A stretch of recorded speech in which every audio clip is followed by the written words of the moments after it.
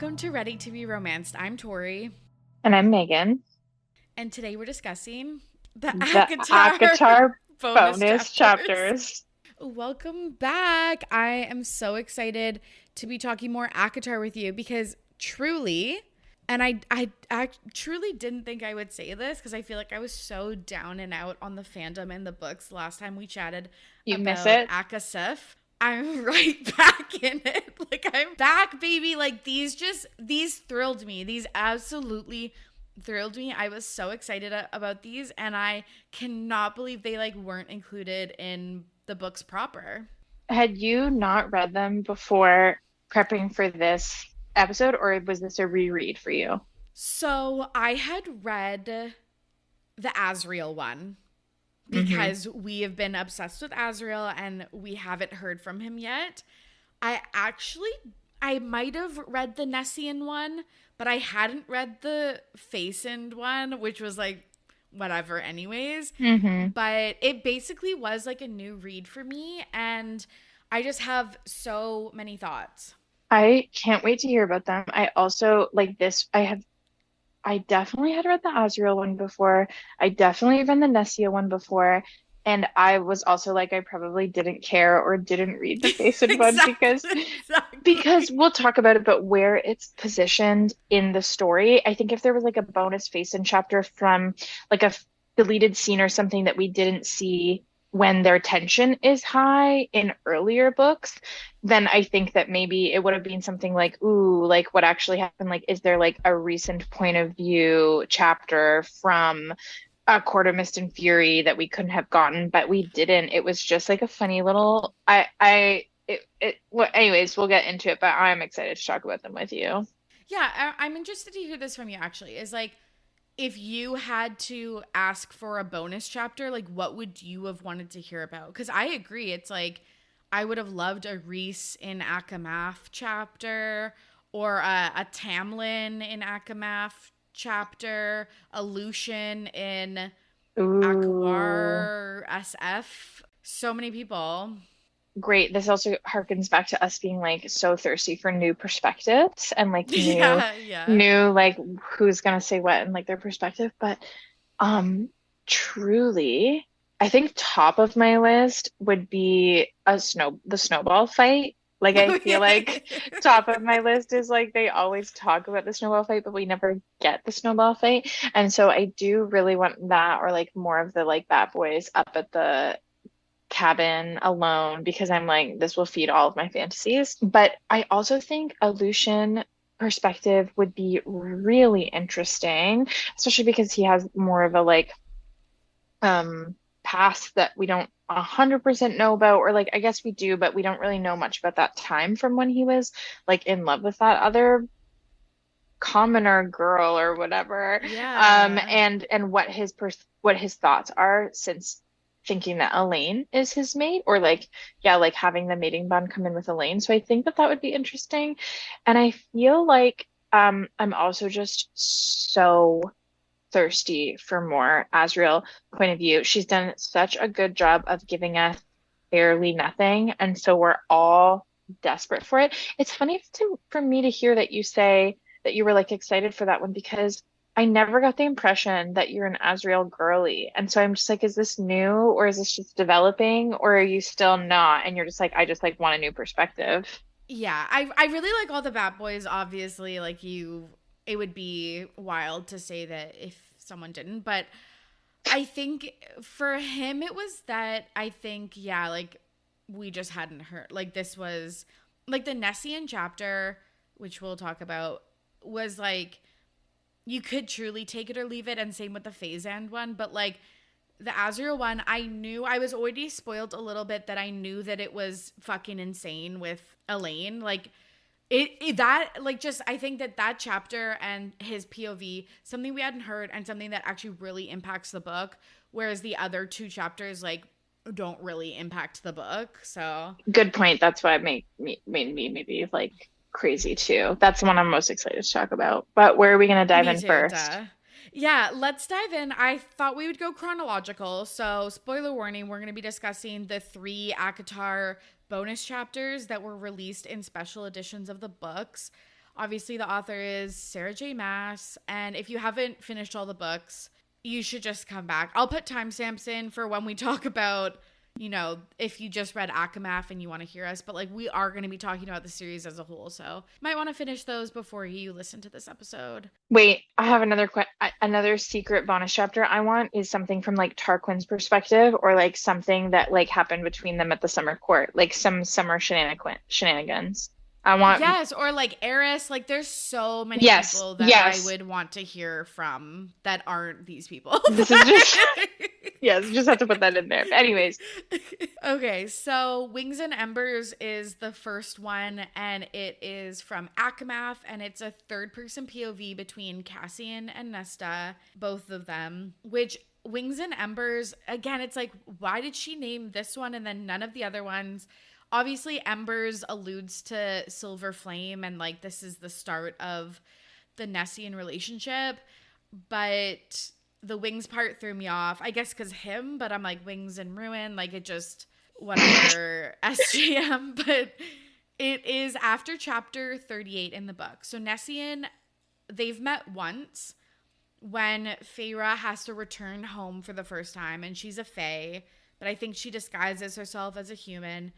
And she's trying to warn them about the impending war if the wall comes down, and is asking for their help contacting the human queens. And so we get the second interaction, which I really enjoyed because obviously we got the seeds of Nessian, but I think it was a lot more subtle, and this like just really puts it all out there. yeah, I agree. It only has more significance and meaning. I think the reason that this, like, I don't know when this what book was this bonus chapter released with? Like, I know where it happens narratively, but do we know when it was released? I think it was an ACOMAF special edition. Okay, Let me look that up. Let me fact check that. because if it was, then I think it's brilliant bonus chapter because I wish that I had read that when I first read A Court of Mist and Fury because I would have been like, oh my God, and that's why we feel so intensely about the Azriel chapter is that it actually has consequences for future books and we don't have them yet. But when you read it back after knowing everything that happens for Cassian and Nesta, it's not really, you're like, okay, it's interesting. Same with like reading back the stuff going on with Rhysand, where I'm actually like, if I had read that during A Court of Mist and Fury, I would have been salivating for more like what's going on with Cassian and Nesta, and it would have like made the A Court of Wings and Ruin so much more interesting to me when they had those interactions because you weren't really paying attention to it. You could blink and you wouldn't see a ton between them, and then of course A Court of Silver Flames comes out and you're like, whoa, like all Nesta, all Cassian. 100%, especially because you're so with ACOMAF, you're so fucking obsessed with Rhys and Feyre at this point. So I feel like I was like, oh yeah, they like have some type of like tension and they like quote unquote hate each other, like a little bit of like enemies to lovers, but I like didn't even really care because you're just so entrenched in the other relationships. Mm-hmm. But I would have been fucking foaming at the mouth for this, which is basically what happened with the Azriel and Elaine chapter. So I looked it up.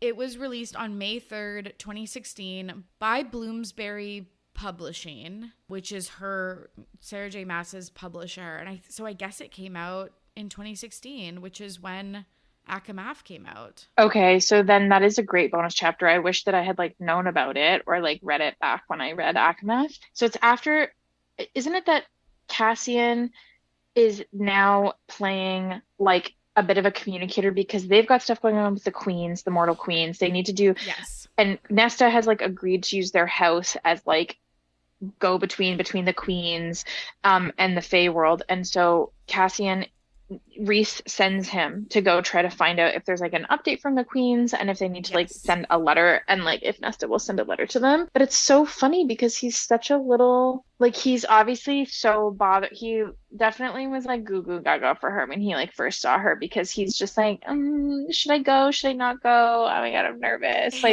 Him flying around the house for 10 minutes and her calling him out on it, I was like crying. But like him being nervous because as of right now, we have seen him as like a super confident nothing really bothers him type of guy.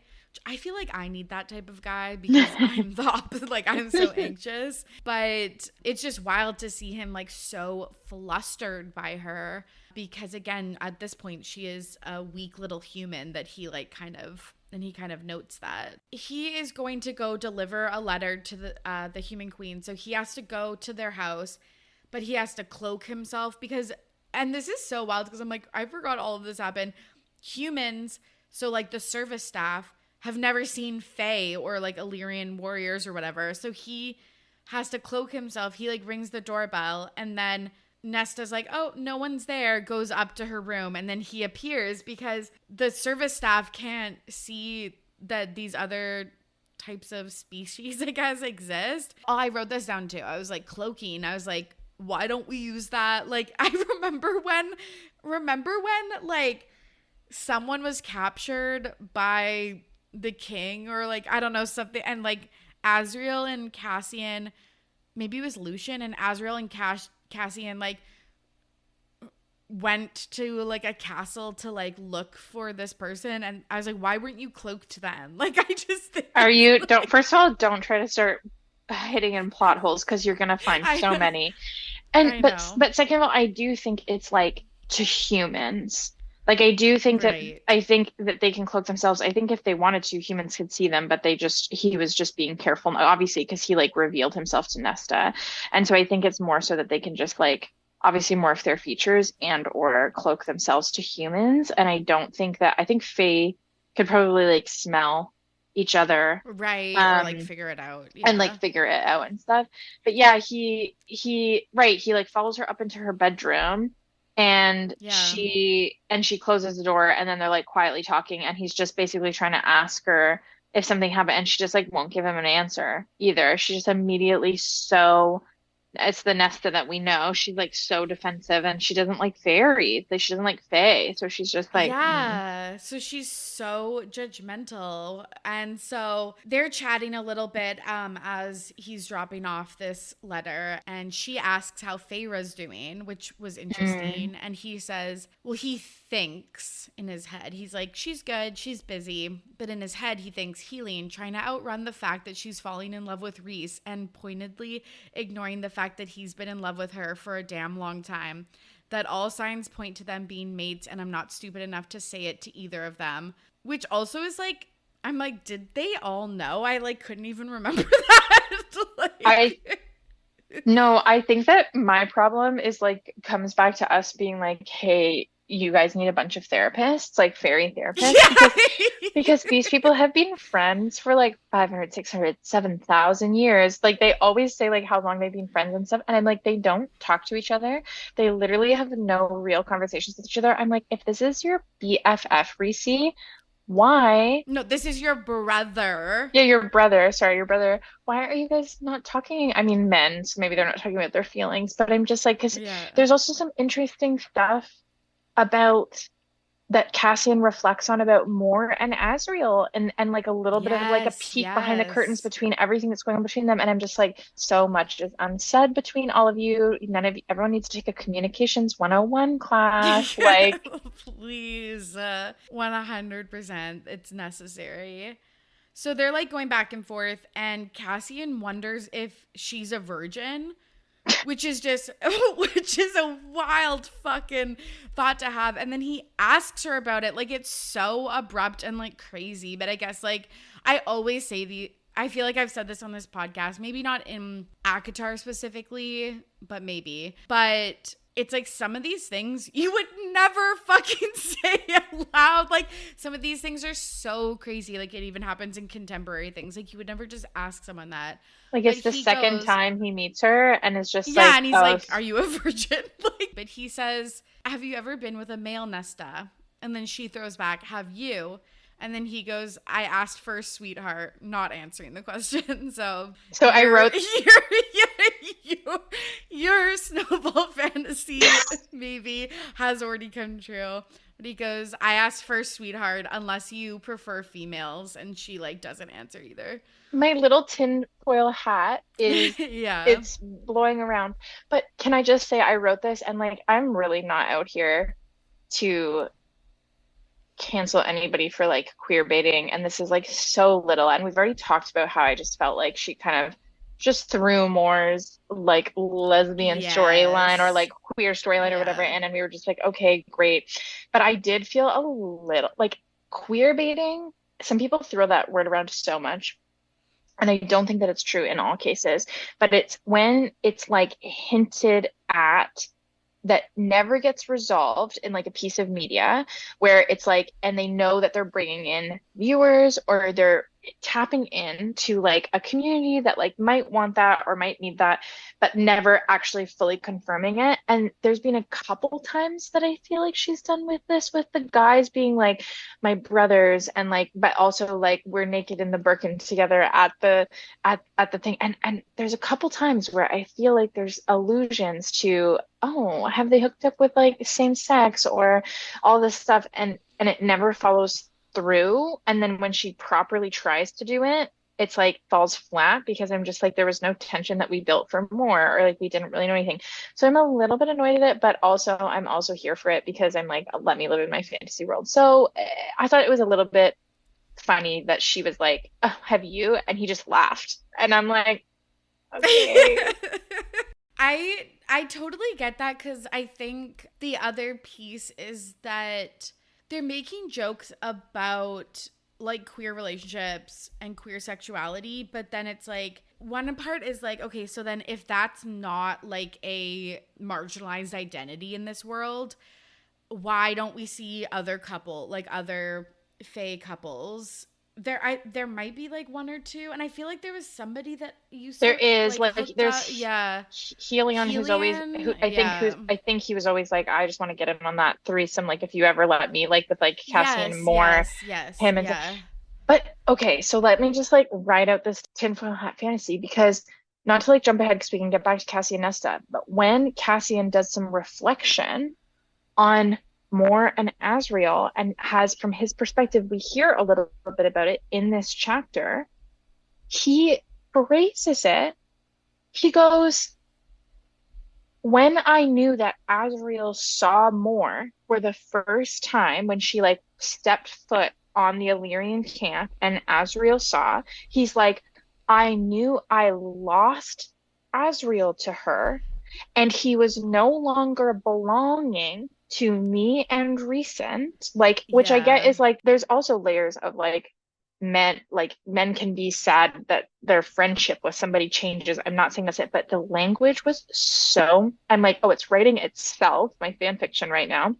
And then he says, and then he gives us a little bit of a glimpse into, because we know that Cassian took Moore's virginity, which is why like she was like, you know, unsullied or whatever, and her family did all that stuff and dumped her in the autumn court, etc. We know that that's going to like come full circle. But he says out of jealousy, he decided to sleep with Moore, and they don't specify if he's jealous about Moore because he has feelings for Moore. He kind of writes it off as like, I will just do it. It sounds more like he's jealous that Azriel has feelings for her and is I not know. I longer with know. them. And so I'm just like, it's writing itself, anyways.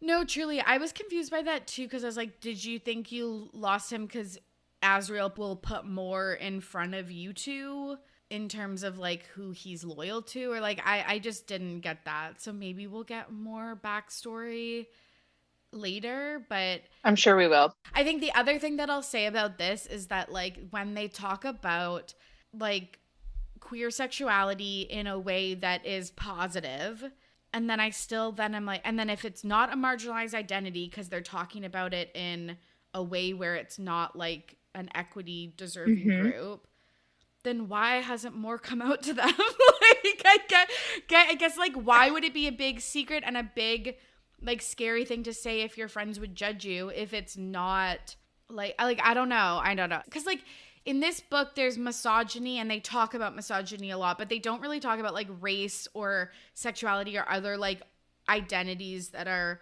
marginalized. At most for race, they discuss lesser Fae and high Fae at Right. most. And they don't really say it's like a specific like type, but obviously like high Fae look more like humanoid. And Yeah. because they describe that there are lesser fae that look, and like there have been a couple political conversations, like in the Summer Court, where Tarquin's like maybe has like it sounds like more outdated and antiquated courts are very based off of like who's high fae and who's lesser fae. And I think that that's the closest, honestly, that they get to any type of like class or like race type discussion. That's why I think you have a good point there. I think that's why, I mean, maybe more describes it to Feyre briefly, just in terms of like she had a lot to live up to in terms of being like a woman in her family who have to breed, like have babies for their royal line or whatever. Like I think maybe there was that pressure on her, even if it's not like a marginalized thing. Like I think still her family was like an old family who does things. And I'm just like, okay, so then there is a stigma against it. I think, Yes. I Yeah. think, I think it just speaks to that. It was just kind of like thrown in by Sarah J. Maas, and that it wasn't really like necessarily well thought out, because I do think that like the misogyny is a little bit more thought out. She's thought about how it operates in like Illyrian camps and how that would impact characters and like women's wings being clipped, and that features into the story really well. And then it was just like, oh, like Morris being in love with a woman like for her whole life and can't figure it out. And then it's like, is she bisexual? Is she, anyways, they need to give more her whole own book. But Totally, beside the totally. point. Yeah, I'm just curious about that. Oh, we also get like I feel like Illyrian warriors are kind of like what we would like blue collar Hmm. military. Like I feel like there's some also discussion about that, but and if that's like a privileged identity or not. But anyways, let's get back into the story. At this point she does say, well, she doesn't say it out loud, but she thinks that she is a virgin. And I was like, oh my God. So what happened between Akamath and Akasuf? Because so I'm like, I wonder, it's like, did you start sleeping? Because she talks about Thomas in this book because he tried to assault her. And I was just thinking, like, so did she hook up with humans after that? Or I guess between Akamath and Akasuf? Or did she just start sleeping around when she became a fae when she was depressed in Akasuf? That's a really good point. I didn't think about that, but yeah, she does have an internal monologue, right, about like never having um like lost her virginity, and that yeah, the only time ever was like Thomas trying to assault her. Then she gets turned into a fae and goes into this deep depression, and then yeah, we're like they're like Nesta's a slut at the beginning Yeah, it's of like she's hooking up with someone every night, and like having and having having threesomes. threesomes. Yeah. It is made. That's a really good plot point. Not that someone couldn't like have that as a coping mechanism while they're dealing with like trauma and figuring stuff out, Of course. but it's an interesting choice for Nesta when you kind of have it on canon that that's not something that she does, or that she's even like we've Yes. heard internal thoughts. It's not like it's a secret to us. It's like we've heard her internal thoughts say that she's not really like, what did she say? Interested. Yeah, She was like, she's like, not that there hasn't been opportunity, but I haven't like deigned any, like I haven't given anyone like the privilege of sleeping yeah, with me kind of thing. you'd think and I mean maybe a same thing. I guess they don't really have drink. They kind of have drinking because we know that there's that crazy fairy wine that like people can get Yeah. drunk on, but they don't really talk about like her drinking or drugs or anything in when she's dealing, but she does gamble, and she does like sleep around. So I feel like I mean it's not outlandish that that's like No, something that she no. might do, but it's definitely not like lining up with what we're set up for Nesta. But maybe that's like her trying to say this is what the trauma did to her. Yeah, I was just curious about that because I was like, okay, so during the war, she just like started hooking up with people. It just seemed really interesting Hmm. to mention that she hadn't slept with anyone So before. here's what I need your opinion on, because Mm-hmm. she thinks this, and then she's like, she doesn't give him an answer, and then she does she thinks it. Somehow Cassian in two Stop, seconds, stop, l stop. literally is just like, who, Who? who, who did this to you? Who hurt you? Because for 2 seconds she had like a She like reverie. Yeah, that about Thomas assaulting her, and she like maybe I don't know looks down or something like that, and he's like, "Oh," like, which okay, so let's get back to this because so I actually do like this micro trope. Oh, this is what I wanted to know about if you like this trope of who hurt you. I do like the who hurt you, but I think I like it when it's like it's a more of established relationship and like this like the who period was I kind of like it when it's more like asking questions or whatever, not the like who I'm going to like be a masculine man that's going to like run and find this guy and hurt him or whatever. I don't like love that, but I do love of like the protective piece of it. I think the other thing that's like interesting too that's annoying is like so she's a virgin and virginity is a big deal in whatever, you know, whatever context you want to think about it as. But then so she looks down or like yeah, she has some type of thought that passes on her face and he realizes it. And the immediate assumption is like that someone hurt her, I think is like fucking crazy. Like and like this whole trope of like virgin but like assaulted from a guy. I guess it's like common. Maybe that's why you see it a lot, but it seemed so typical. Like it was just so eye rolly to me. I don't know if Yeah, any of that made sense.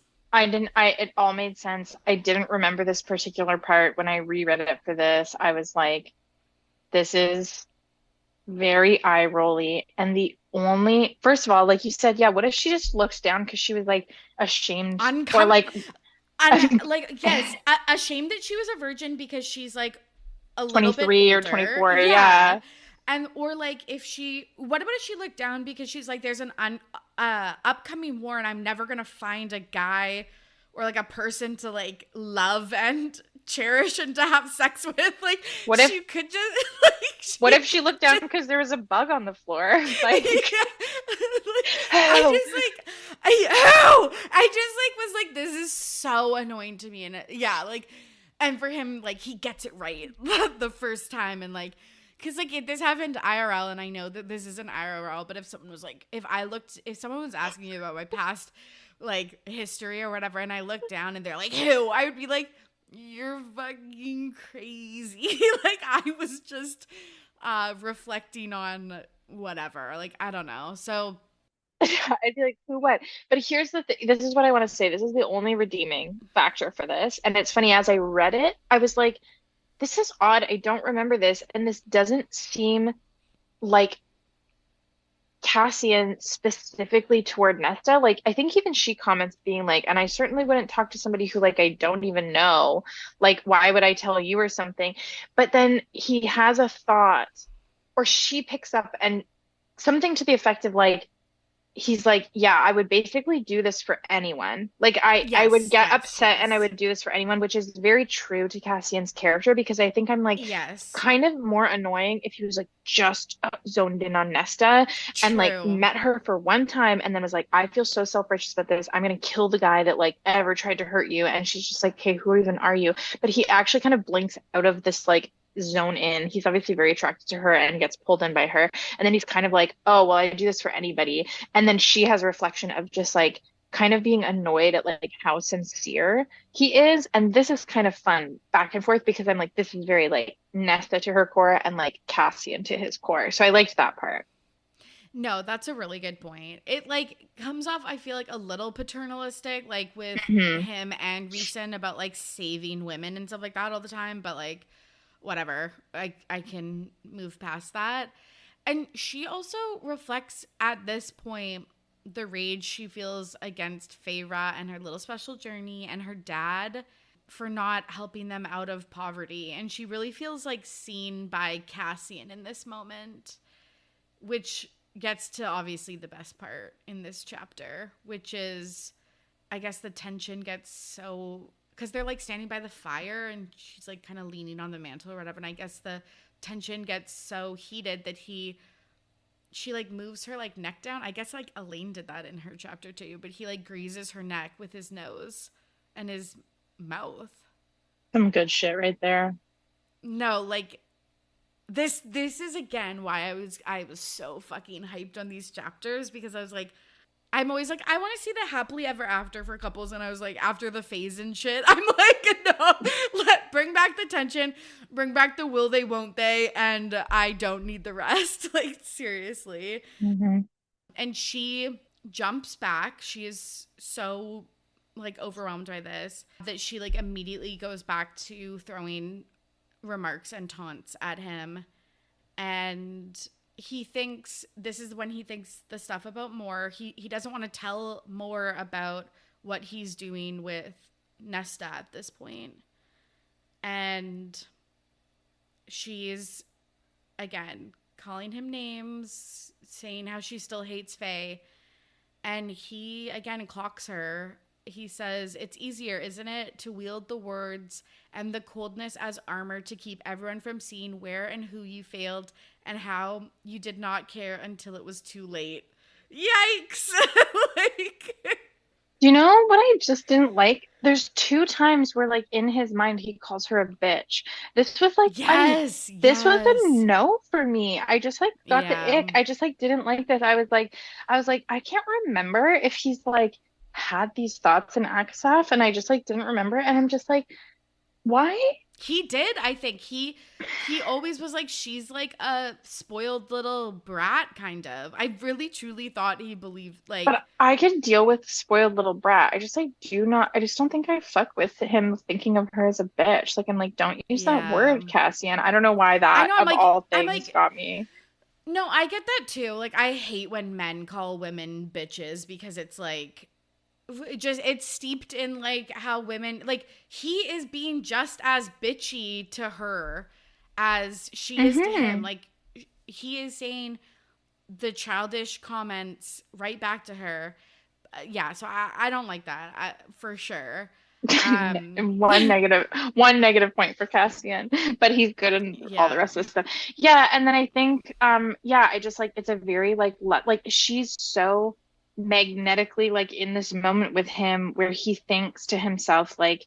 He's like, I took 500 years of training and strength to make sure I didn't like get down on my knees and beg, like to like taste her, or, like have a touch of her, or whatever. Which I'm just like, okay, calm your roll. Like you guys have like hormones off the fucking charts. But then she jumps back and is just like, is this like some fairy magic trick that you've done to me? And I'm just like, Yes. I'm like, no, you guys are just super horny for each other. Yeah, she was like, "What are you doing to me? Like, is this some type of fey magic?" And he's like, "No, it's just my like effect on women," which was, I thought, like, I thought was really funny and cute, and like I would be so embarrassed. Like, it's funny that these pieces of vulnerability, like I'd just be so embarrassed to be like, I was just so overcome. Are you like Did you put a using spell magic on on me? me? But she like goes for his groin, like tries to knee him in the groin, and then obviously because he is a Lyrid warrior, he like catches her knee, and so she then pretends to kiss him again, and because he is unarmed and wants to kiss her, then she's able to like knee him in the balls. Yep. So funny. That was good. Yeah, that was good. He apparently, when I was looking up some things for this episode, apparently he mentions it in Akasef, but that went over my head. Oh, yeah, me too. That's a good little Yeah. throwback though. But yeah, and then it just basically ends. She's just like, don't like literally if anybody has to come back, it like literally do not let it be you. And she also clocks him being like, I think I heard your stupid wings flapping around for like That 10 was minutes. so fucking funny. That was my like favorite line of the entire chapter. Like, so because he was like, I'm being such a fucking baby right now, like I just can't, which I liked. I like all of that stuff, that he was so thrown by her, and Hmm. that she calls him out. But yeah, she's like, have fucking Azriel or more deliver the letters, I don't want to see you. I know a lot of tension right off the bat. It was as far as it goes, good bonus chapter. Not mad at it. Yeah, for sure. Let's talk about the Feyre and Rhysand bonus chapter. This is an Akasef. It's first person POV from Feyre, and it happens after chapter 21. Feyre is pregnant at this time, and Nesta is looking for the trove. And I thought this was really fucking funny. Rhysand and Feyre, like, they're just having a little bit of a discussion. together at their Riverside estate or whatever, and they're discussing Elaine and how Elaine is starting to become a person again and like show a little bit of teeth. They're talking about how maybe Nesta and Feyre would stifle her feelings, and everyone assumes like she's innocent and stuff like that, and boring. They basically straight up say boring. And Feyre's like, yeah, maybe I had something to do with how she like can't talk basically at this point. And I was like, that's just, I thought that maybe it's because they are three sisters and I'm from a group of three sisters. I just thought that was very interesting. The two big personalities, Feyre and Nesta, and then the quiet girly Elaine. I think it was very funny that we're all like, Elena is the most boring person in the world, and then Feyre's just like, you don't think she's boring, right?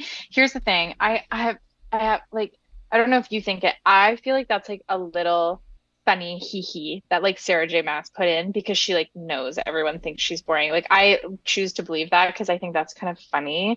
That is really, really funny. I That really hope she's that self-aware. she decided to put that thing in about Fate, but then also the foreshadowing was like a little bit too on the nose because Rhysand just really laying it on thick was just well, we just have to give it time.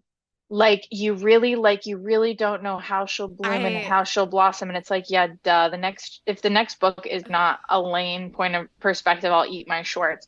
Like, I feel like it's like the writing's on the wall and he's just like, don't you worry, there's something more to her. And I'm just like, blah, blah, blah. Watch us do literally. the next episode when the next book comes out and we're gonna be like, we're an Elaine #1 stan. Yeah, like we did with Nesta. Like 100%. I pulled the direct quote that Rhys says, and this made me want to kill myself. He said, don't forget that gardening often results in something pretty, but involves getting one's hands dirty along the way. Like, are you a motivational poster? Like, it was so cheesy, but guess what? And I've not seen this being talked about online. I'm sure I'm not the first because I never pick up on these things. But I think that this could be a clue, a little Easter egg. He says, or she says, and torn up by thorns. And I was like, thorns like Tamlin? Thorns? Everybody's so desperate for an update for ACOTAR that I do actually think that everyone is delusional who thinks that Elaine is gonna like wind up with Tamlin. But I do One hundo. but I do love these theories. And there are a couple theories going around that I can't wait to talk to you at the end about. But yeah, I think or does she end up in Springcourt because she's with Lucien, her mate, and because he basically, maybe Tamlin, you always say this, she hasn't killed off a main character, really, except for Papa Archeron. Maybe she kills off Tampon, and Lucien is the second in command, and they become the High Lady and High Lord of the Springcourt. That theory I could get behind. Or like Tamlin like renouncing himself or whatever. Yeah. But yeah, and then I feel like the rest of this chapter, is just so boring. The best part was them just chit-chatting about Elaine. And they are so Bory Snorri. They have become that fucking annoying couple. Like, and trust me, ACOMAF is like, again, top, maybe, I think I used to say top 5 book, maybe top 3 book. I love Rhys and Feyre in that book. I don't think I can express how much I love that. This, I was like, okay, next. Like, they talk about how she found out she was pregnant, and it was her at her painting studio. She was painting a nightmare she had about Under the Mountain, and Rhys just comes sobbing and laughing into the studio and hugs her and just says, baby. What? Why could he smell it on her and she like couldn't smell it on herself? Why does it not she know? And why is baby. And why is that their pregnancy test? It's just, maybe it's like the mate somehow can like sense it beforehand. But yeah, they just like, this whole art studio and her healing is just like, guess what? Maybe Elaine will not be the Bory Snorri of the three. It's Feyre. And they have sex on the floor of the thing. And then Yeah. Feyre's like talking to the Maja, the basically fairy doctor. And she's just like, is it normal to feel so ravenous for sex? And she's just like, well, lots of people don't talk about that, which is really funny because she's just like, shut the fuck up. She's like, lots of people don't talk about that, but enjoy it, girl. Enjoy it while it lasts. I was like, Maja, you fucking horn dog. Like, and I guess they like straight up don't have sex education where they're from. We barely do. But I was like, I feel like it's very common for pregnant people to be really horny. Yeah, it was funny. It was just then they have sex also They on have the sex, but like it's not even good because they're talking throughout the whole thing and they're talking about like things that I wouldn't want to personally be talking about when I'm having sex. Like she asks him why he's been moody lately because Cassian pointed it out, and we all know it's because he knows the risks of pregnancy. He's not answering her, and he's just like, "Oh, honey, it's just because I'm not sleeping." Okay, you fucking liar, pants on fire. And then they discuss how they want to tell more about the pregnancy, and he's just gonna drop her shield so she can smell her. And it's like, okay, again, weird, but also like you're having sex. Like, don't discuss your friends. Like, I don't know, it's so weird. And then they have sex, they finish having sex, and then they talk about naming baby their child, names. which I actually liked this part. This is like the one redeeming part of the chapter because it did suck to not hear about how they landed on the name Nyx because it wasn't their POV book. And cute, there is also a funny throwaway, also I think a nod to the fans and all the questions they ask. Same with like Sarah J. Maas maybe putting in that line about like Elaine being boring, is Feyre teases of being like, well, you can't choose our name because you know your family name, which everyone, we don't know what we actually don't know what like most of the family names are because like the only one that comes to my mind is like, right, Lucian Vincera. Like we know that like that's a last name, but like last names aren't like referenced a lot. Although, anyways, he No. cuts her off, and that's like kind of a funny trope. I don't know. There's like a lot of characters in media that like never, if they don't get a last name or they don't get like a first name, like it just kind of becomes this ongoing bit that nobody gets like a name. And so I think that that was like another little funny throwaway line because he's just like, don't even talk about it. I know. And so then we don't find out what like Rhysand's last name is. He also suggests using her dad's name. We don't even Yeah. know his fucking name. Do We we only not? know him, I think, as Mr. Archeron. I'm looking on the wiki and it looks like that's true. So Funny. that's also funny that we don't even know. And maybe that's a hint for something, which we'll talk about in the theories chapter. But it's like we don't know his full name because maybe it's like something that connects to another character. Anyways, But for Snora, that's the end of the chapter. yeah, they land on Nyx, and they know they're having a boy, but the name is for an ancient night goddess. So I said our feminist Rhys like choosing a girl's name for a boy. So Really transcends it all. okay, as the Azriel bonus chapter, finally, it's third person POV, and it's in Akasef, a court of silver flames. It's right after winter solstice, and everyone's gone to bed. They've done all their gifts and stuff like that. Tomorrow is the snowball fight. It is after chapter 58, and Amren and Nesta had just made up, and Cassian and Nesta are hooking up already. He just had given her the Symphonia. Azriel is still awake. He's the only one awake, but his shadows are telling him to sleep, which this was another thing. Like, we know that he's the shadow singer, but I don't think we had known it till this point that they like talk to him basically.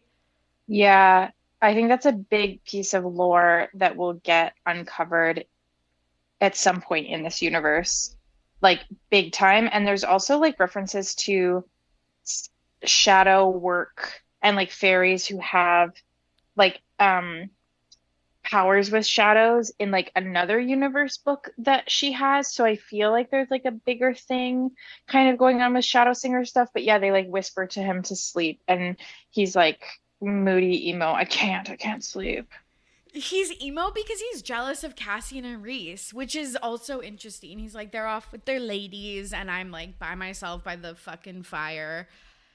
But Elaine comes down the stairs. She can't sleep either, and she has a gift for him. And she just says, because she's so embarrassing, she's like, I just forgot to give this to you. And it's like, she just had planned to like leave it in the living room, but he was awake. The gift was, I love talking about what gifts they give each other, homemade earplugs, because Nesta and Cassian have such loud sex in the House of Wind. With all of the houses that Rhys owns and obviously like lends out, why does Azriel just like not have his own apartment is maybe what I want to know. And I'm just like, it's just really funny. It's so weird because funny. also it's like, okay, if you can make the house do whatever you want, it can make chocolate cake and books, make the house make some earplugs, or literally you can make shields around people, shield your room from noise, or like, I don't know, there's just like a million other things, but that they could do. Also, it's fucking weird, again, as a girly with sisters, to be like, here's some earplugs because I know my sister fucks really loud. My sister and your brother, who you may or may not have hooked up with at one point, fucks really loud.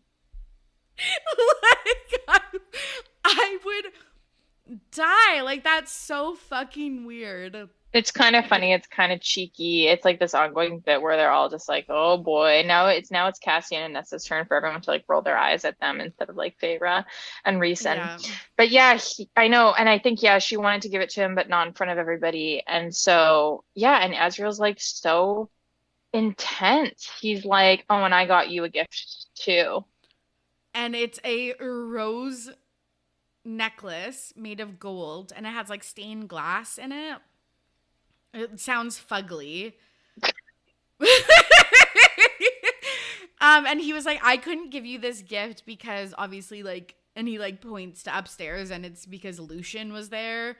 And so he puts it on her from the front, which is so interesting. I was just watching The Summer I Turned Pretty, and the guy in that show also gets the girl a necklace and puts it on from the front. And I'm like, I always loved the, like, I think it was very like 90s, 2000s romance movies where they like put it on in the back and then they like twist their neck or whatever.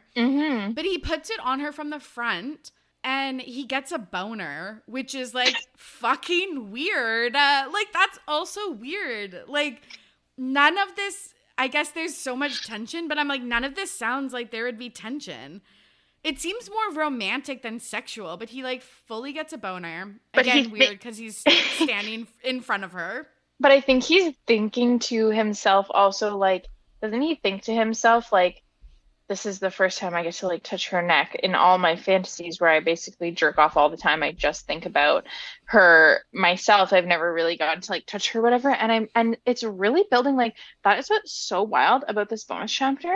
Maybe that's how people felt of how wild the, like, Cassian and Nesta was. One was when they, like, read it after ACOTAR and then had to wait 3 books until like A Court of Silver Flames came out, which Sarah J. Maas, please don't do that to us. Please don't make me wait for like 2 more books in a novella. But I feel like I'm just like, where did this come from? And maybe that's also like, I guess now, but if I think about it, if I read that after ACOTAR, the like Nessian bonus chapter, I would have been like, where did this come from? Like, where did this like crazy, insane tension come from? So maybe it's the same thing where we're just like, Azriel's been having these feelings, and it's like the whole sisters and brothers thing, and then he goes in for the kiss. He truly does. I pulled a quote from this because you're right. He's like, we've had brushes and like glances, but never like unfiltered touching or whatever. So he says, it had never gone this far.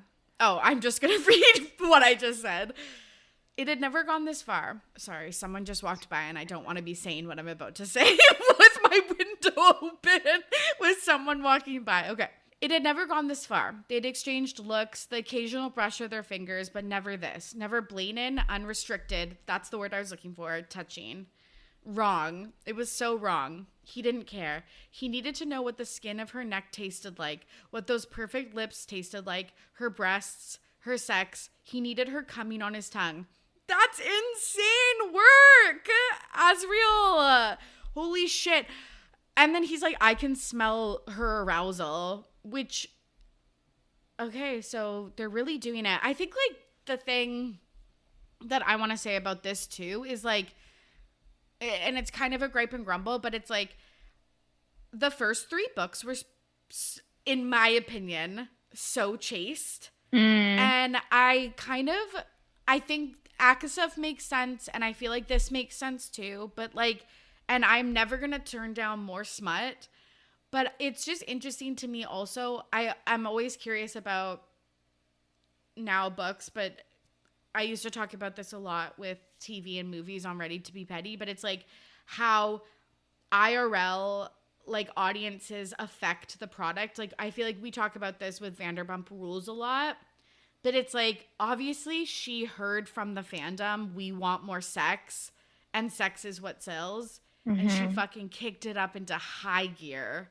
She said, okay, I got you. She said, you want smut, we'll give you smut. But it's interesting because I'm like, would this have been more romantic or a little bit more tame, this interaction, if she didn't have the feedback from people? That's a really good thought. And I think so. I mean, I think maybe what I'd be like a little bit disappointed in is that, like, if they are a love pairing that gets explored, I kind of wonder if it's like they have to get out of their system. Like, I wonder if it's part of Elaine coming back to, like, who she is, and she's being like, actually, I am a little freak in the sheets. And we know non-canonically, but, like, we know that Sarah J. Maas in, like, a live Instagram live or something, or an interview, has said that, like, Azriel is a freak in the sheets. And then they, like, actually go with who they're supposed to go with. Like, maybe that's, like, part of her story or something, which would be interesting because they haven't had that, like, every relationship so far, other than Tamlin, I guess Tamlin and Feyre, but, like, has been like, this is, like, what's going to be end game. And I feel like otherwise, because if Elaine is truly who is meant to be end game, I'm just like, okay, I get that, like, Nessian are like, they just want to fuck, like, they just want to go for it. But does every single pairing have to be that? Like, I don't mind. Like, I did like the flirting of Feyre and Rhys and all the buildup of it. I like that was part of it. That's the other thing, because they're about to kiss here, and I'm like, okay, that, like, again, to us seems kind of sudden. I guess we'll hear more about their books. But yeah, like, I hope that sex, you're right, like, I hope it's just not another Cassian and Nesta. Like, I do hope that they have their own thing, even if sex is at the forefront of their relationship, because, like, that's fine. But, like, yeah, you're right. I do hope that there's something, I'm sure there will be something special for them as well. But she reads this moment, and which, again, I guess she has EQ because it has not seemed like that before, but she reads the moment and she, I guess, indicates with her face, yes, she wants to kiss him. He leans down to kiss her, and Rhys is in his head being like, meet me in my office now. And he's like, I'm so sorry. This was a mistake. And she's like, I'm sorry. And then he's like, oh my God, she just apologized. This is horrific. And then he just winnows away. Which that awkwardness is what I expect more of them. More from them. But Azriel arrives at Rhys's office, and Rhys is like, are you out of your fucking mind? Why are you trying to kiss Elaine? And Az is like, and this is what we've discussed, and I guess everyone discusses, Azriel asks, could the cauldron be wrong? And Rhys is like, what about more? And then he's like, well, the cauldron chose 3 sisters. Tell me how it's possible that my 2 brothers are with 2 of those sisters, yet the third was given to another. Which I kind of think that it's like, maybe he just likes her because he thinks he should like her. I have no idea. Who knows? I think there's a lot of that going on. Super weird. It's like, I'm not gonna lie, I want to try to give Azriel a little bit of grace if he is just like this moody emo boy who like can never express his feelings. But I did want to be like, and we haven't even got to it yet. But what a little fuck boy. Like I'm like, is my vision of Azriel gonna get changed erratically? Like all the people, like the joke in the fandom is also that like everyone loves Azriel because he shuts the fuck up and doesn't say anything. And it's like, right, because we can like project who we want. And Yes. like our perfect person, because Yes. we don't actually know very much about him. And I'm just like, this is so interesting. We've never had his perspective before. We don't know a ton about his past. We don't know, like, we know just like little things. We don't really know what his like inner monologue and like all his thoughts about all the messiness between like Moore and Cassian and stuff. And then he's just like, three sisters. One of them must be mine. What? Like, Yeah. check yourself. But also, Reese, I think there's a lot of discourse, or like, I don't know. I feel like there's like camps of people who are like team Rhysand and are like fine with how he reacted, and there's a lot of people who are just like he needs to. It's like so out of his place to Yes. intervene and say like you literally. I think he like literally orders him under threat of like punishment. And Azriel is Yes. taken aback because he's like, you need to stay away from her. And Azriel's like, in his mind, he's like, he's never experienced Rhysand to like pull rank like that against him. Yes. Completely agree. Like, do I think that in some aspects Rhysand is right? Yes. The other thing I have to say is like, with how much Fae can sense each other and sense mates and smell things, why did Lucian not like wake up within 2 seconds of him like smelling Elaine's arousal and stuff? I just find that that's a bit of a plot hole because Agreed. I feel like they talk so much about like just like knowing that stuff. And he's like, so you're when it's your mate, you're supposed to be so in tuned and like with them and stuff. Reese says that Lucian could evoke a a blood duel if he catches Azriel trying to hook up with his mate, which is an autumn court tradition that basically is like a fight to the death.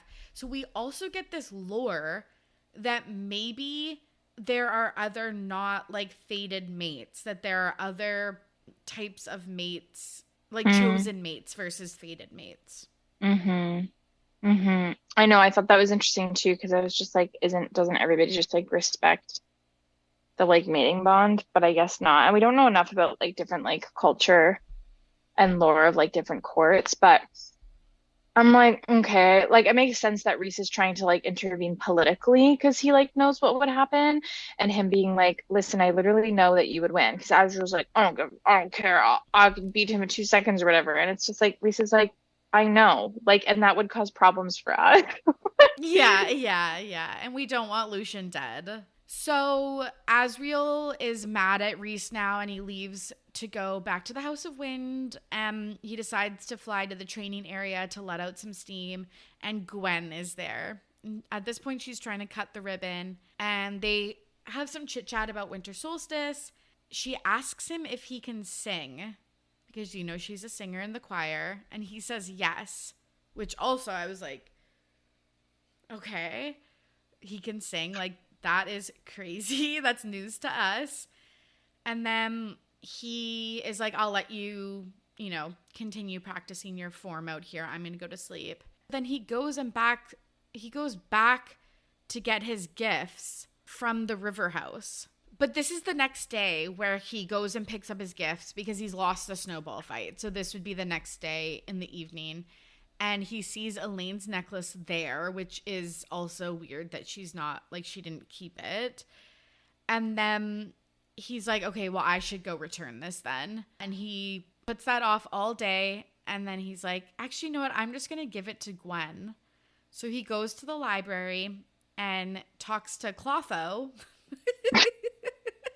Is like, can you give this to Gwen? And she's like, yeah, for sure. I'll say that you stopped by. And he's like, no, tell her a friend like gave it to you. And I was like, well, okay, she's gonna eventually figure out who gave it to her. Like, what is your game plan here? So this was really interesting. He has this thought and he envisions Gwen opening the necklace, like seeing the necklace, and he says in his head, he could picture it, though, as he ascended the stairs back to the house proper, how Gwen's teal eyes might light upon seeing the necklace. For whatever reason, he could see it. but Azriel tucked away the thought, consciously erasing the slight smile it brought to his face, buried the image down deep where it glowed quietly. That sounds like a crush to me.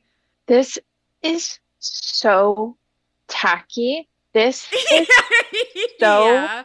Yeah. unhinged. This is why I'm like, Fuckboy Azriel is coming out to play.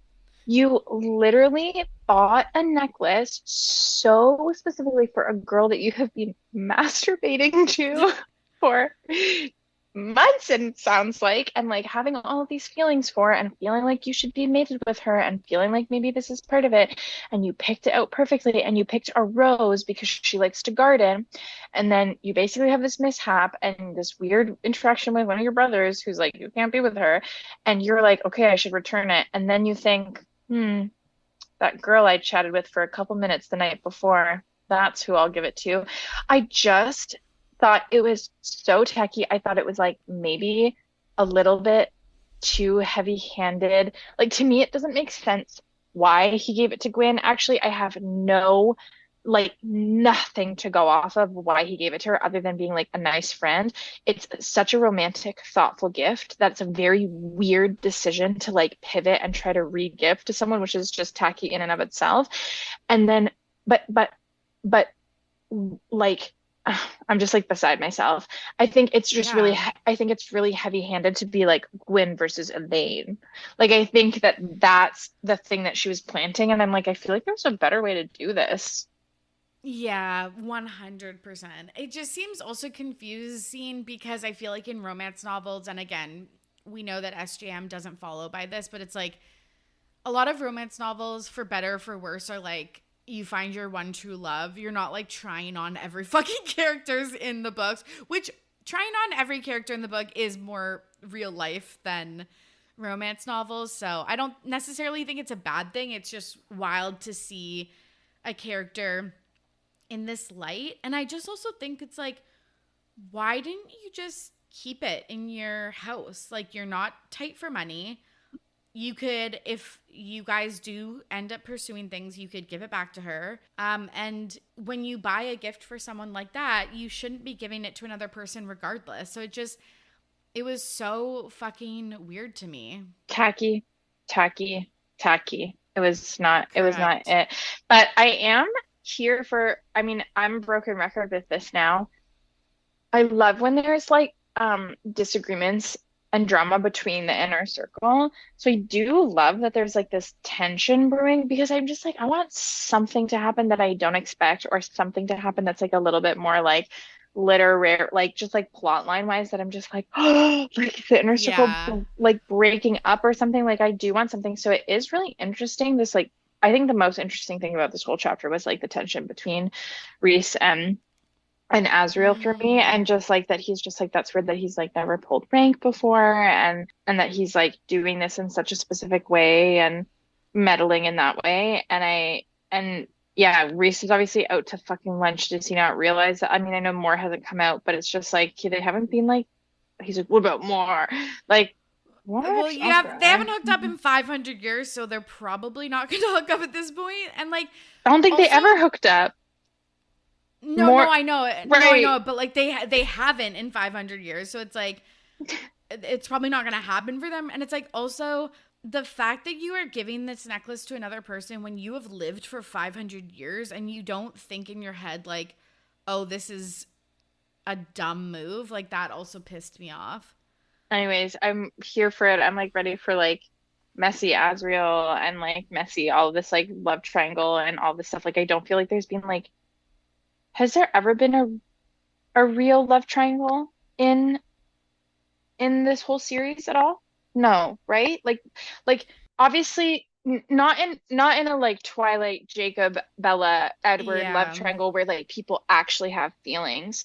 Like Feyre's journey is like realizing that Tam, like he basically abused her emotionally and like and other and physically in some ways before she like fell for Rhysand. And I feel like it was like her just moving on from that relationship and then getting with Yes. Rhysand. Yes. And then and then only like teasing that she like had a crush on Tarquin or whatever. So there's not really, there has been no spicy or steamy like love triangle. There's kind of like Azriel more and not Lucian? Oh, Cassian.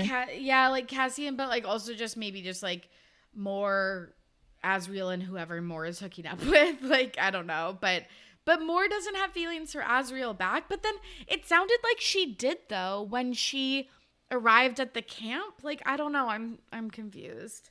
I don't know. I think there's just bits and pieces. I'm sure it'll become more clear, but I can't remember 100% of like what her story was when I think she just views him as like a friend, and I think that she knows that he always thinks that he wouldn't deserve her.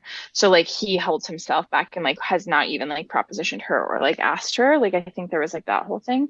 But anyways, it basically ends there. Where like with Yeah. his weird little crush on Gwen, and I'm just like what a now that's a good teaser. That is a good. I'm just like, okay, now I want to know Again, what's happening. foaming at the mouth.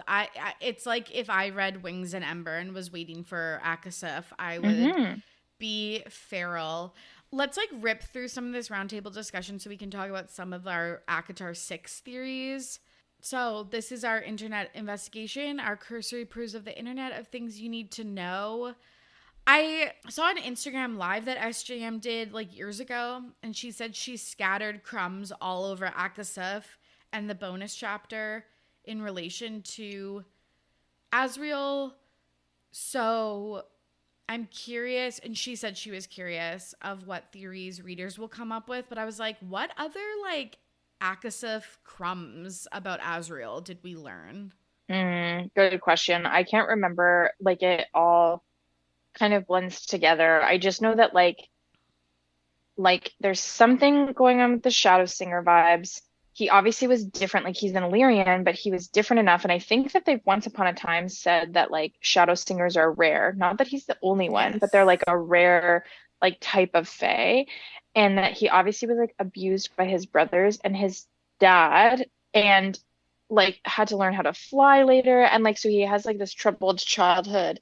Um and like is one of the strongest Illyrian warriors and like hates Illyrians for like what they are and stuff. But I feel like other than that, other than like, yeah, the pieces that he was obviously in love with more, we don't know much more than that. Okay, I wonder why these are unanswered questions for the listeners.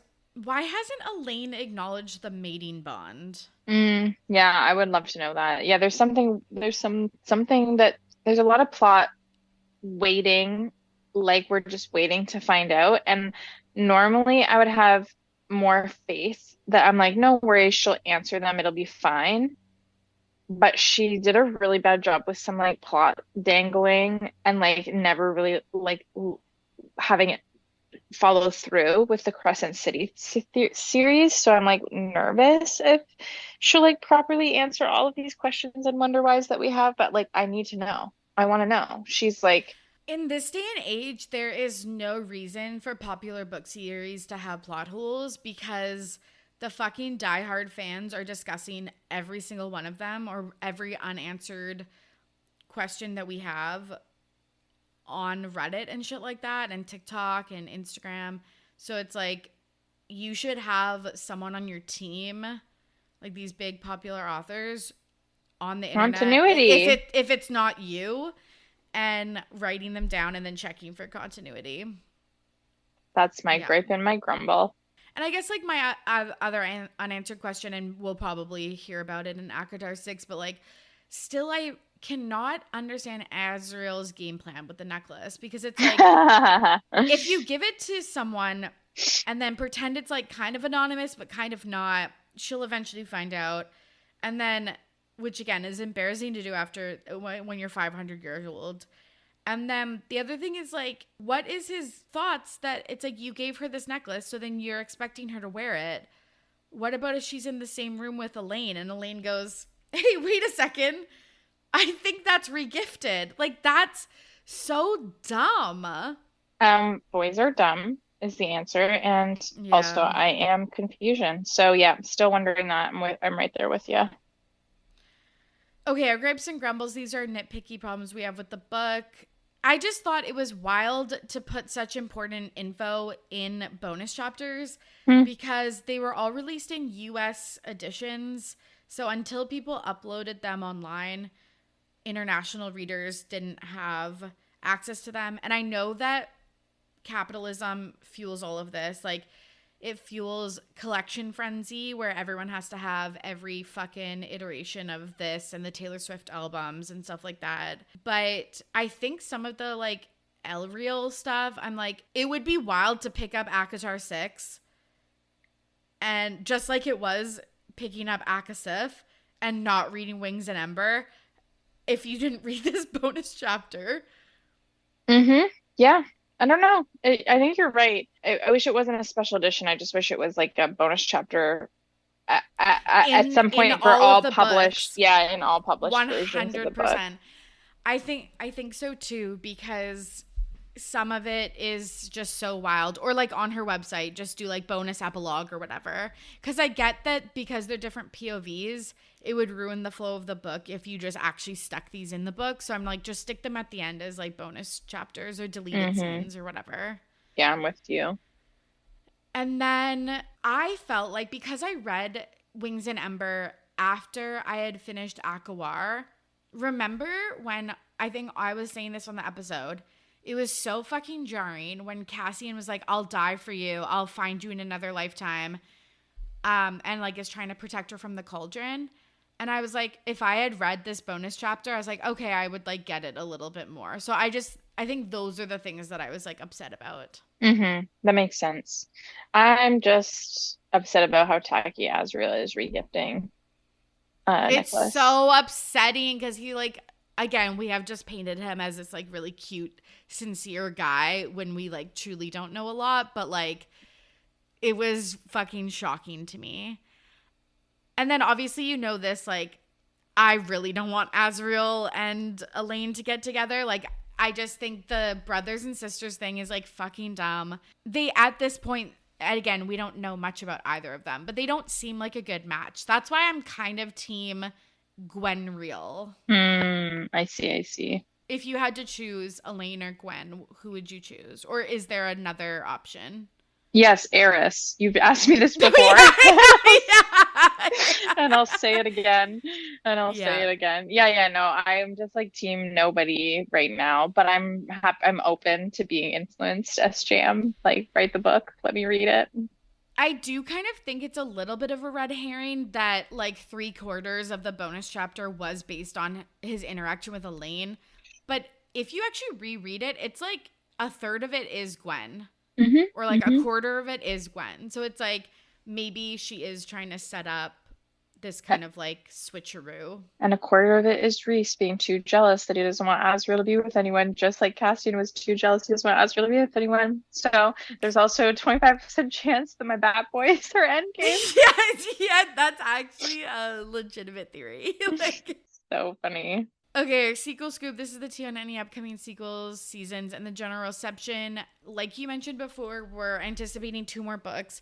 It seems like, I think I read this, that we thought there was going to be a book coming out in 2025, but it looks like it possibly could be bumped to 2026. And then a novella. But we want to talk a little bit about some of our ACOTAR 6 theories. It's so funny. I was reading an Instagram post from a very popular podcast that covers ACOTAR. They wrote like, these are our ACOTAR 6 theories. And I read through them and I was like, I have never heard or read half of these words. They just went over my head. Like I literally was like all of the villains and the people and what's actually going to happen. Oh, see, I'm not that far into it. Like even though I've read the books a couple times, I like don't remember that. I'm just thinking that the latest theory that's been going around on my TikTok to this like unhinged version of Pink Pony Club, that is like the audio behind it is just that. Is it like Pink Pony Club? Then it's like Pink Pony Club. Yeah, we're on the same TikTok. Like, and I've had like 3 come up recently where this theory it feeds into the like Elaine Tamlin theory, which I think is unhinged, but it's basically that like Cassian never said I love you, I guess, to Yes, Nesta. yes, yes, And they're yes. and they're like, oh, it's gonna be Eris, and that's why Feyre painted flames on Nesta's, like she painted flames on Nesta's drawer, and she painted flowers on Elaine's drawer on her like that little drawer that they had at their house that she loved to do graffiti. And so and Yeah. and so that's the latest one that people are just like, it's going to be Eris and Nesta. Eris will be with Nesta because Eris is of the Oh, Autumn I Court, see. and he has the flame powers, Yes, yes, and yes. that Elaine was flowers, and that so she will be with Tamlin because flowers are spring court, which is just I just think it's a bit of a stretch because I also think that the flames are that she had silver flames power, Totally. and I think that the flowers are that like Elaine is maybe she is meant to be spring court, like your theory eventually with like Lucian taking over, but I think that she likes to garden. I don't know if it's that much more serious than that. So maybe, Yeah. but yeah. Yeah, and like Nesta was fiery and Feyre liked hunting in the dead of night and looking up at the stars. Like I kind of agree it seemed more like personality traits and interests versus like a prophecy, but the dresser theory is a compelling one. I believe that Sarah J. Maas in an interview or a TikTok live or whatever did say that Cassian and Nesta were endgame, Mm, but it is interesting because the dresser was so integral to Nesta and Feyre's story that it seems like it would be obviously very integral to Elaine's as well. yeah, I agree. I think you're right. There's something there. But I don't really like yeah, I don't think that I mean I'm here for it. I'm here for drama. Like honestly at this point, kill off the main character. Give me I think something they're to gonna work kill with. off Tamlin. I think like No, kill I off a feel like real main character. Like no, do I it. know, but like I just feel like honestly, if I had to kill one of them, Amryn can go. Like, Bye. she's like a nobody character to me. No offense, but like I think that when she wraps up this series, she wants a happily ever after that like maybe Tamlin wouldn't be there and Elaine and Lucian are in Springcourt. What Maybe. are Gwen's powers? It seems like she also has like additional powers. Like like what is that? Like I don't know. No, she was just a priestess, and Azriel saved her from when the Hybern soldiers like ransacked it when they were trying to find the legs of the cauldron. And so that's why she wound up because I think that she was like assaulted as aid, and Yeah. then her sister died, Yeah. like her twin sister died and she couldn't save her or whatever. And so that's why she's with the priestesses in like the library. But maybe I don't know if there's any other powers. I mean, wouldn't be surprised, but I can't remember if there's anything specific about her powers. Okay, explain this one to me then. The Archeron girlies are descendants of Fione's queen. Who the fuck was Fione? Okay, so this also I can't tell you because I don't like remember off the top of my head, but you don't I don't want to spoil anything, but like Crescent City has a ton of lore dump that all Oh. intersects with stuff. And there's probably like the other thing that they do is they do a lore dump a lot of the time. Like think of Miriam and Dracon and like literally like they'd be like, okay, here's 5 pages worth of just like monologue of explaining this story. We're not going to remember any of those No. pieces. So I think that that was like a long ago original Fae. I think that like Fiona or something might have been on the planet or whatever universe they're in. So Oh, I don't Fione's a Crescent City character. yeah, see Oh, I thought so when you said that. I know that you don't want me to read them, but I think I have to like fully understand ACOTAR. I'll let you. You just try reading the first couple chapters. Can't wait for your text message that you're going to say that you are not going to continue on with it. You go ahead and try, Tori. Okay. Okay. Like no, nothing. People can come for me. I think that those books are terrible. I'm not, that's it. Case Yeah, book closed. No good romance. No good. And and if you think you're confused now about some stuff that happened in ACOTAR, get ready to not know what the fuck is going on at any given point of time in those books. I know. The I only know. payoff is some of the ACOTAR stuff. It's the only payoff. But I know, but I feel like I need that. Okay, well, Especially if we're waiting to 2026. I'll find those pieces for you. I'm sure someone has a Reddit thread with all of the pages that you would need to read. But okay, we'll see. We'll see what I'm reading this winter. These are ones that I like feel like for sure happening. Koschei is the final big bad of the series. The Archeron sisters and like the inner circle will defeat him. I think we're going to discuss the fated versus chosen mate theory. I think someone becomes high king and queen, probably Faye's End. And then there was like that hint about the blood duel, like the introduction of the blood duel. So I'm assuming we're going to get one of those. Maybe that's how one of the main characters dies. And I want to know more about Moore's, like what does she see in the woods? What's her big storyline that she has with Eris, knowing her secret and finding her but not leaving her in the forest or whatever. Like I want to know about that stuff. There's too many unanswered things about characters that I care about to like have new information come out about Elaine. I do not care. Answer me all the things about Moore. Tell me more about Azriel. Why you gotta tell me about Elaine? She's like a seer now. Okay, cool. She can like use some bones and tell the future. Like Isn't that next. scrying or whatever? Doesn't fucking Nesta do that? Let's you and me scry next time we're together to find out what happens in the ACOTAR 6. Literally, yeah, 100%. I could totally see maybe actually ACOTAR 6 not coming out and we get 5.5. I'll take anything. And then 7. I'll take anything. I'll take anything at this point. Yeah, me too. And I guess she has to have some secret power if Feyre and Nesta also have powers that are not normal. Yeah, exactly. Okay, any final thoughts about ACOTAR 6 or the bonus chapters that we read? I can't believe it's like we talked about when we finished Silver Flame. We're like, and that puts a bow on ACOTAR, and it's like, we're back, but I cannot believe that we might actually not be back for like 2 years. Will I still even have this podcast? We'll just do one special episode to drop. And yeah.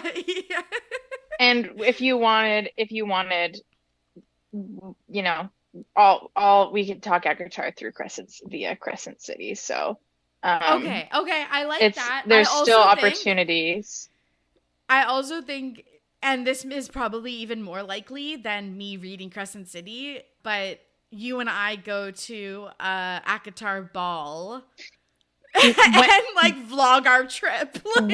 When will Universal Studios instead of Harry Potter World create Valaris for me? Like literally. That's what I need. That's what I need. They literally could. That's why I'm like, you did Harry Potter. This book is just as big. You could totally do a Wizarding World. You could totally do a TV show. Like, there's so much shit you could do with this, and it's fucking not happening, and I'm pissed. You really are thirsty. You really are thirsty for it. We were gripes and grumbles entire episode, and now we're like, please. I know. This is the fucking theme of this podcast is me talking shit for an hour, just being like, and it was the best thing I've ever read. I think that's a good note to leave it on. Amazing. Okay, thanks so much, Megan, for coming on. And that's the story of the ACOTAR bonus chapters. Thank you so much for listening, and thank you to Megan for joining me on today's show. I'm looking for questions. If you want to be a part of the show, please submit a voicemail via the links in the episode show notes. Share your pronouns, where you're from, your name, and what you want to ask us. You can also share your gripes and grumbles. Would love to hear that, or some wonder whys, or any comments you have on future books we're covering. This includes The Summer I Turned Pretty, Outlander, and The Trouble with Hating You. We would love for some more audience participation, and I feel like it's just nice to hear more perspectives about the books that we're reading. one other favor to ask. If you could subscribe and leave a rating and review on Apple Podcasts or Spotify, really helps the show find new listeners. People do look through the reviews to see if they want to press play or not. So it's super, super helpful. You can also follow me at Ready to Be Romance on TikTok, Instagram, and Twitter. I'm always posting new book news, what I'm reading outside of the books I cover on the show, as well as tons of visuals and memes and TikToks and really, really fun stuff to do with the book that I'm covering that week. You can also see clips of us podcasting, which I think is really fun.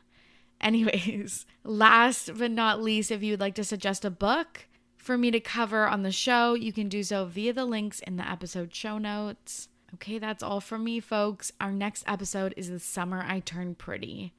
Until then, happy reading. For Ready to Be Romanced, I'm Tori. Goodbye.